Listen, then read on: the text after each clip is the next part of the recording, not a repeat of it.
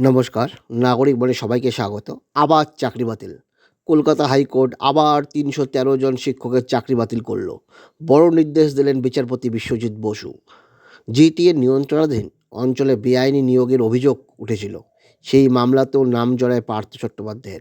এছাড়াও অভিযোগ দায়ের হয়েছিল বিনয় তামাং এবং যুব তৃণমূল নেতা তৃণাঙ্কুর ভট্টাচার্যের বিরুদ্ধে।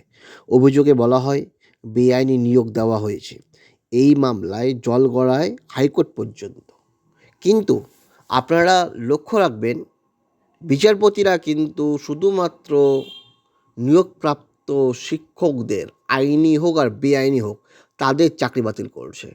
কিন্তু যারা নিয়োগপ্রাপ্ত হলো, কাদের দুর্নীতির দায়ে তাদের এই নিয়োগ বাতিল হচ্ছে? তাদেরকে কি নিয়ে কোনো কিছু ভাবনা চলছে বিচারকের?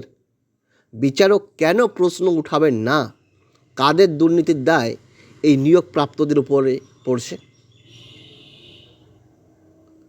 কেন কোনো সংশোধনের, কোনো নিয়োগপ্রাপ্তদের কোনো সংশোধনের কোনো উপায় বাতলাচ্ছেন না? সমাধান কি শুধু মেরে ফেলে?